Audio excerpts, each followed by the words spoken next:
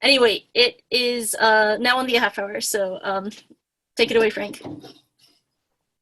Thank you, Wen. I'm just so glad to be here, and I challenge someone to write a wallpaper patterns from Looping Strands Twitter bot by the end of my talk.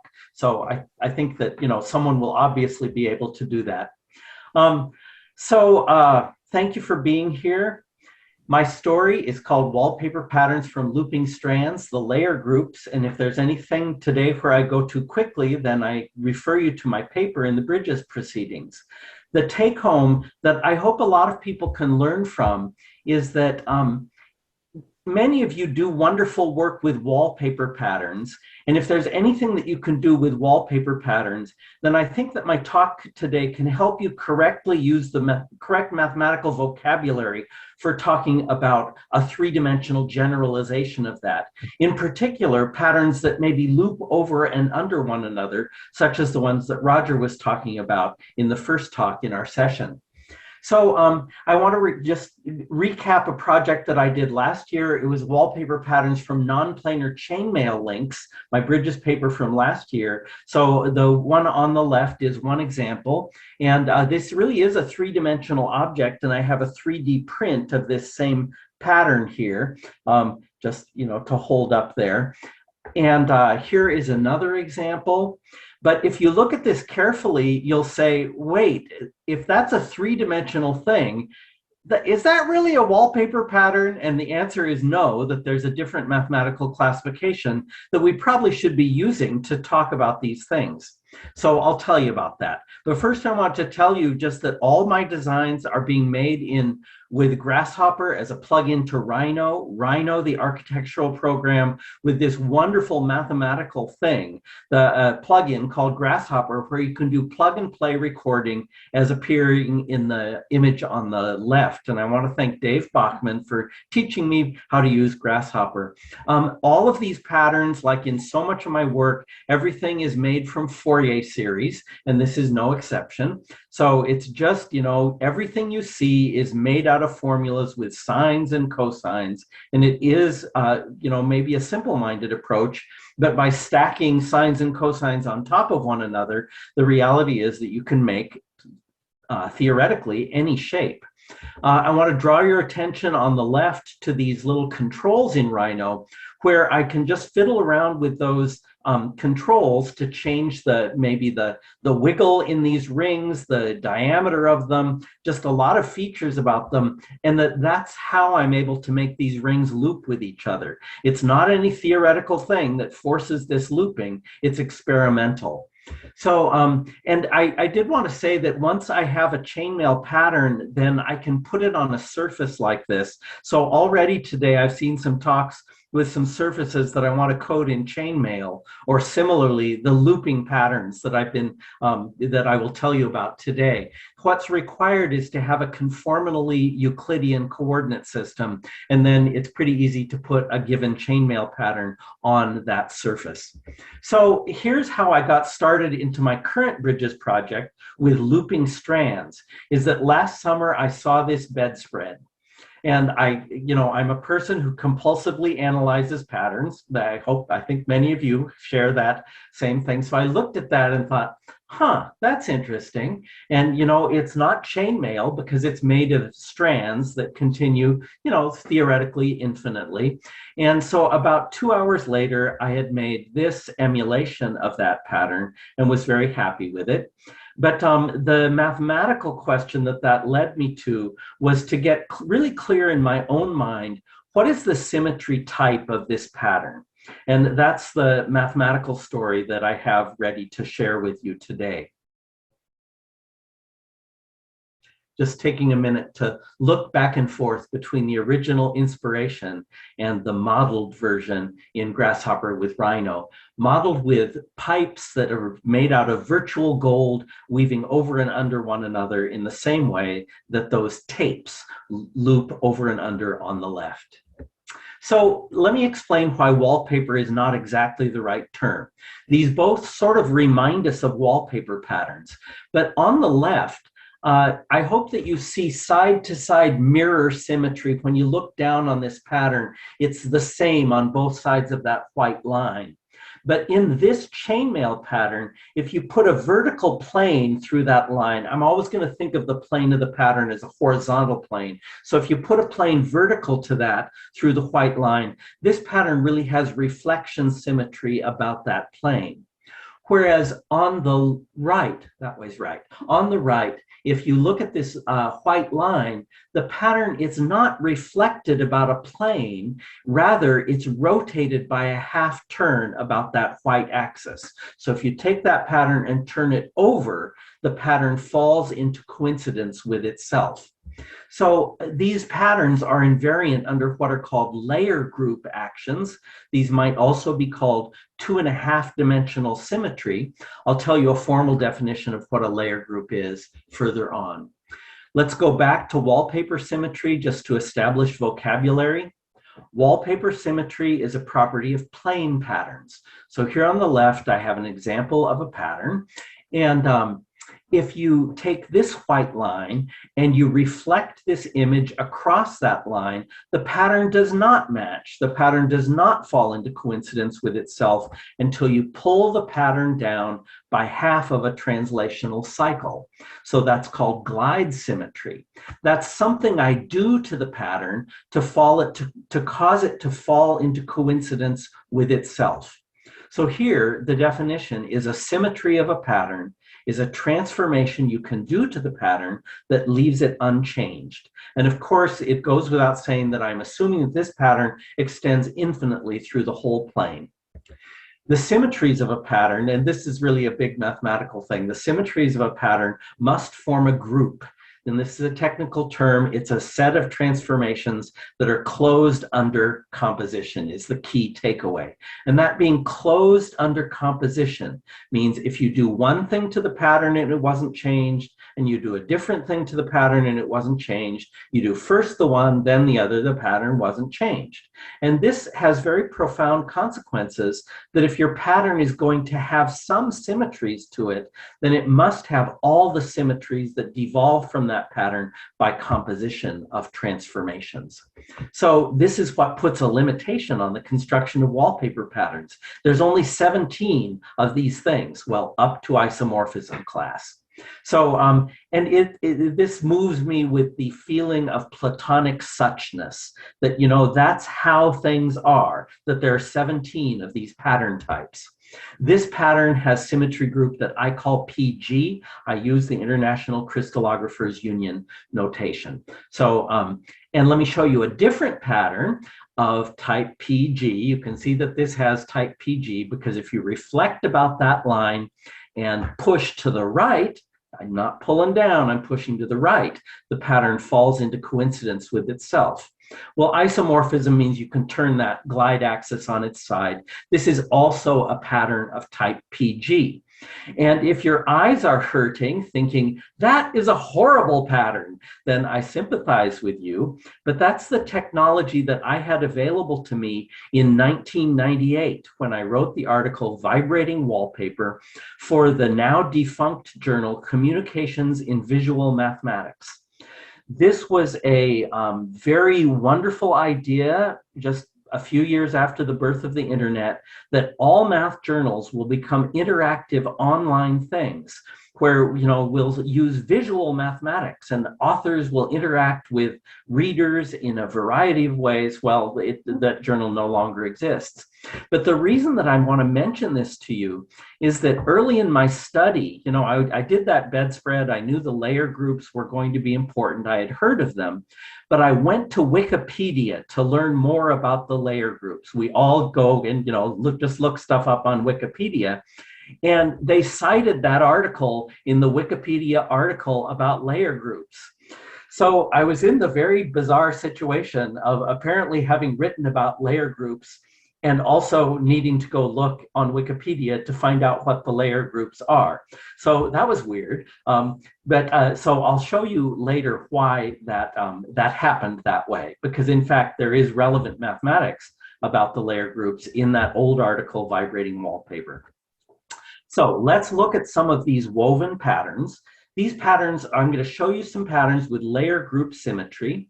And if you look at this pattern, it might give you the general impression of a PG pattern, looking at that and seeing that, yeah, you kind of flip across that and pull to the right. And that's the symmetry of this pattern. However, in this pattern, it's not a mirror reflection about a plane perpendicular to the plane of the pattern through that white line. It's a half turn. The loop that went down on the left, when you flip, it goes up on the right. So this has a flip symmetry. It's like that glide reflection in the PG pattern has now been implemented as a flip symmetry. Contrast that with this pattern, where I still see that as a visual glide axis. If what I'm looking at is looking down on the pattern and just observing its two-dimensional patternness. But this one, you really need to reflect through that plane that is perpendicular to the plane of the pattern through the white line and then slide. And it's that makes the pattern fall into coincidence with itself. So the thing to understand if you want to start implementing layer group symmetry in your work is that you may have two different layer group extensions of wallpaper symmetry types. So here the example is that these are two different layer group extensions of the wallpaper group PG. Okay, here's a slide with too many words and too much math. But I just wanted to say a wallpaper group is a group of Euclidean isometries, meaning distance-preserving transformations of the plane. And in that group, the translations can be generated by two linearly independent translations. And that's the class of thing of which there are 17 isomorphism classes. By contrast, a layer group is a group of Euclidean isometries of space. And in that layer group, the translations are generated by only two. So that the fact that the translation group is generated by two linearly independent things gives it sort of a two-dimensional aspect to it that you can only translate along the directions of a plane. That makes it a layer group. So, and a consequence of being a layer group is that there has to be an invariant plane. I'm always going to think of that as the plane of the pattern that we're looking at, and then a vertical direction coming perpendicular to that. And the mathematical result there is that there are 80 of these. So I want to take you through a little bit of thinking about how we count that 80. A year ago, I was still confused and didn't understand how you go from the 17 wallpaper groups to the 80 layer groups. And it's a pretty, I think it's a delightful story. So one more thing is that the layer groups all sort of sit over wallpaper groups. That if you take a layer group and just restrict it to its invariant plane, it becomes a group of motions on that plane. And that is always a wallpaper group by definition. So and I need to show you just a little bit of wallpaper group notation. Forgive me, I use complex variables to indicate one complex variable to indicate the plane. So Z is just a short holder for X plus I, Y. Those are your favorite rectangular coordinates. And so for instance, I like the glide reflection where I've been flip and pull. That's complex conjugation. That's that flip about the x-axis, and then pull by just a half a unit in order to make the translational unit be one, a translation by one. So that's the kind of things that are in wallpaper groups. And I like to use the names from the International Crystallographer Union for the groups. I think it's accessible, it's approachable to non-mathematicians. This group, like P3M1, is called star 333 in orbifold notation, which is lovely, but I'm going to use P3M1 and stuff like that. So how do you take a transformation of the plane and extend it to space? Well, one thing you can do is the trivial extension. Just take a transformation of the plane and let the vertical axis just stay the same. That's called the trivial extension. Since I use Z for a coordinate for a horizontal, I've got to use W for a coordinate for a vertical. So that's the trivial extension. And the only other thing you can do and keep it a rigid an isometry, you know, something that preserves distances, is that you could do that transformation in the plane and then flip you could flip the vertical direction. So I'm going to call that the flip extension of a wallpaper, of a transformation of the plane. So now I think we're ready to begin our count of the 80 layer groups. You can have a trivial extension. Just let the group do what it's going to do and do nothing in the vertical direction. The trivial extension of a wallpaper group. So that accounts for 17 of these 80 things. Another thing you can do is called a double extension. You just allow the wallpaper group to do what it's going to do, but you'll also include the flip of, like if once you include the flip of the identity map, leave the plane alone, flip the z-axis, compose that with anything, then that just gives you twice as many, it's really the double of the wallpaper group. So that's boring. That's 17 of those. Then, like for instance, here I can show you examples of those two kinds of things. I took my example with looping bands and just flattened it down. And so what symmetry does this have? Well, it kind of depends. If it's rounded pipes on top and then sliced in half so that it's flat on the bottom, then that would be the trivial extension because it doesn't have that up and down mirror thing. It's not the same on the top as the bottom. But if they're round on the bottom, then that's the double extension of PG because it does have that extra mirror symmetry. So those are, I guess that's 34 things, and 34 from 80 is 46. And if you've worked a lot in symmetry, 46 is a magic number because the theory is exactly the same as the theory of color symmetry in wallpaper. And that's why they were citing my old article. To extend G, a wallpaper group G, what you have to do is go through and tag some of the elements to be, you're going to be one that turns things upside down. You get to leave things right side up. You have to turn things upside down. You tag some elements for the trivial extension, some for the flip extension. So, and that amounts to, it gives you a homomorphism from the wallpaper group to the additive group of 0, 1, where 1 plus 1 is 0.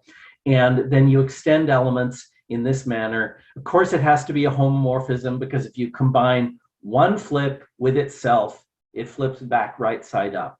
So anyway, that's a side detail. You can read more about that if you need a slow explanation in the paper. But this is why there are 46 of these types, is because there are 46 equivalence classes of homomorphisms like this. And the place where I'd like you to read about that story is in my book, Creating Symmetry, The Artful Mathematics of Wallpaper Patterns. So that's a better reference than my old weird paper, Vibrating Wallpaper in Communications of Visual Mathematics.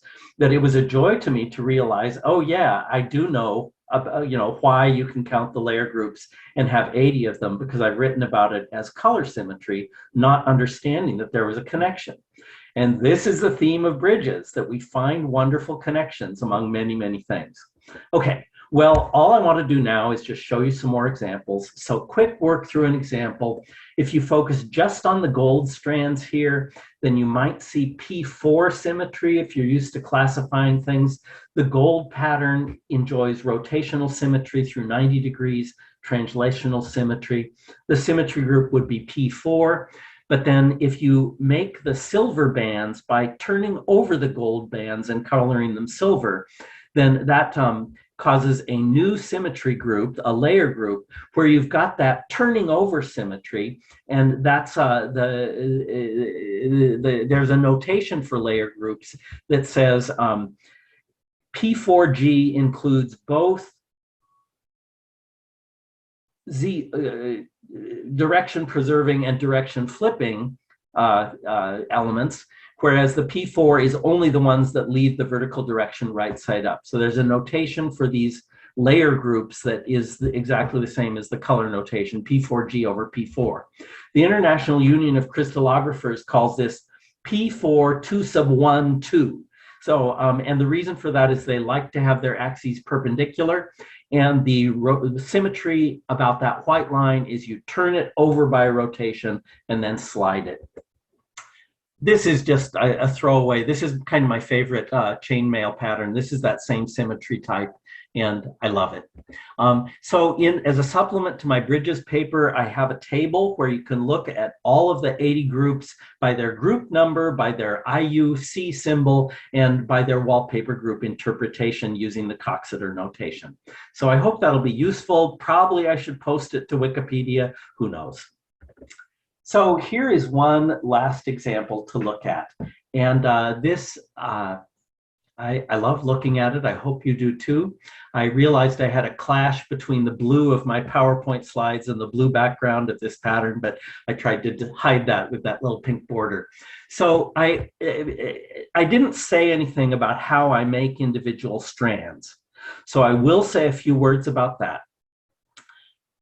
A strand could be made of a Fourier series. It's going to have like a variable t to make it go in this direction. The rest is just sines and cosines of t to make it go around like this. So it's really easy to write down formulas, and it's in the paper as well. And then so I get a bunch of these strands and I sort of move them out through space so that they will have this layer group, or well, wallpaper symmetry, layer group symmetry. And then really the state of my art to make these things weave is I wiggle the parameters until it works.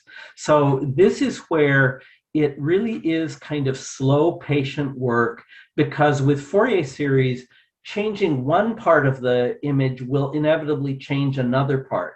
So if you have one little place where the crossings are perfect and you love it, and you want to alter that, you're going to mess up the whole pattern. So I present all of these patterns that I'm showing you as found objects, because it was by wandering around really a large infinite dimensional space and looking for things that I found to be beautiful. So that's the artistic aspect of this. A lot of math to show you what kinds of things to put in, but then really looking, and using intuition. So one more thing to say about this is that if you focus on the copper strands there, they make a horizontal pattern going through there. Just look at one of the copper strands. And I want to say one word about the symmetry of that strand. It does have translational symmetry, left to right, but there is actually no other symmetry if you're going to force yourself to leave the perpendicular direction alone, to have like a trivial extension of a motion of the plane. So but clearly that band has this side-to-side symmetry. Well, that is a turnover symmetry. So the symmetry of that single band is classified by what's called a rod group. So the rod groups are to the frieze groups as the layer groups are to the wallpaper groups. So the symmetry type of that one band is P1M1 over P111, because it picked up a mirror by having a turnover symmetry. And I didn't look up the International Crystallographer Union notation for that band.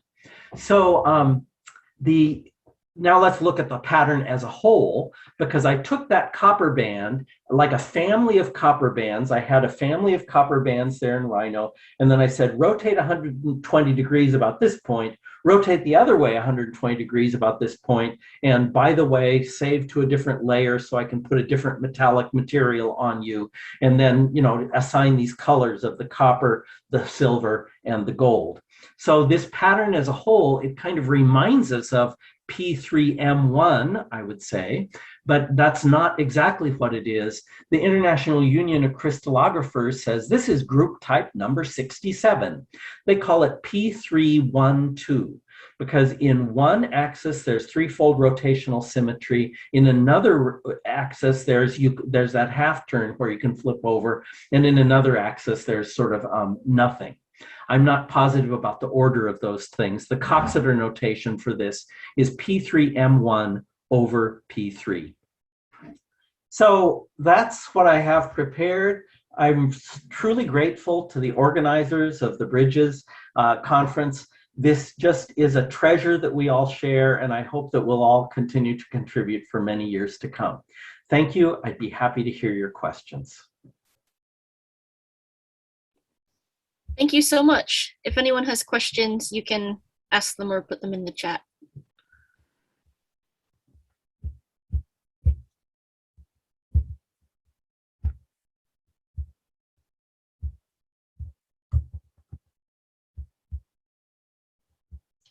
Yeah, there's a lot of chat that happened when I wasn't looking, so I can.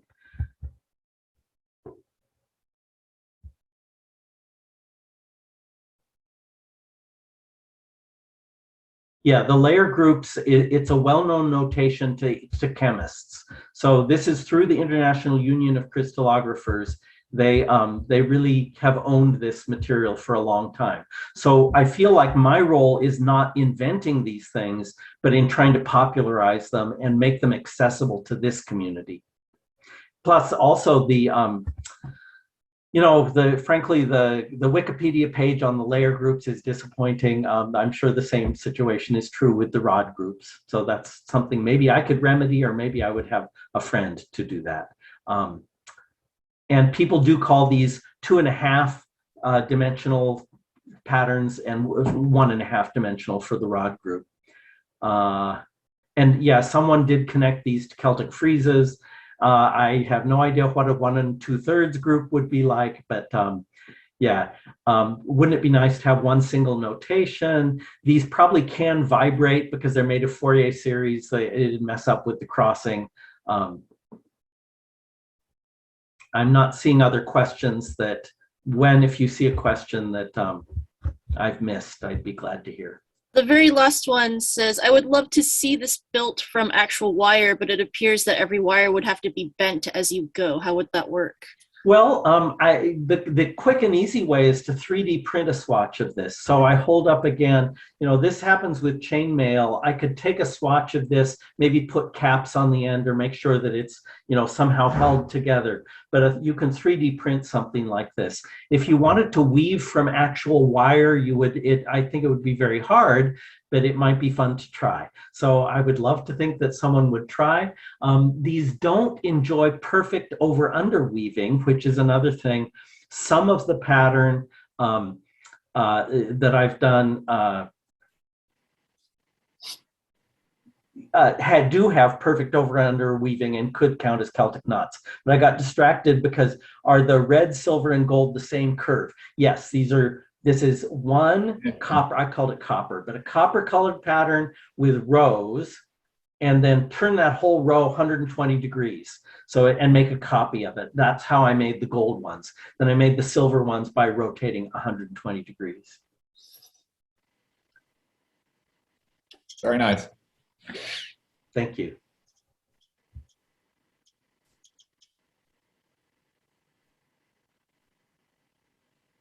Have you worked with puzzle makers? A puzzle would be a great way to learn about these symmetries. Yeah, I don't know.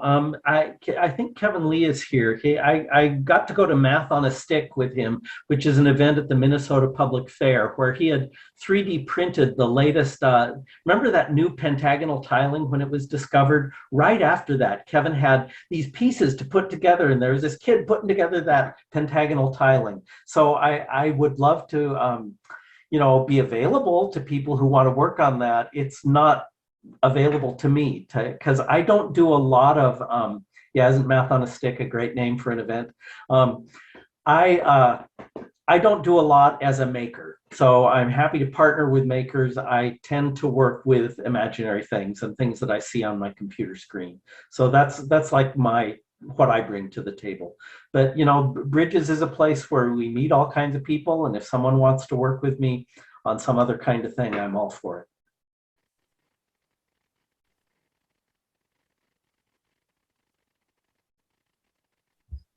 So we have 2 minutes left. Do you want to plug your Print All Over Me site? Just because I think there are some of these wallpaper patterns. It's relevant, right?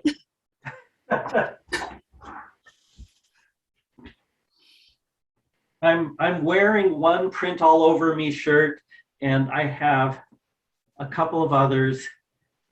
And my designer name is Tenor Frank, TENORFRANK. So and they're offered free if you if you want to pay the price for Print All Over Me. You're welcome to look at my shirts or buy my shirts. And I would consider imitation the sincerest form of flattery if I went to a conference and there was somebody wearing one of my shirts. Oh, yeah, and then there's our Maker Manifesto. And I also just had an article come out in the Notices of the American Math Society arguing for the legitimacy and value of mathematical art as a discipline. So I hope you'll all look at that. The Notices of the American Math Society, available for free.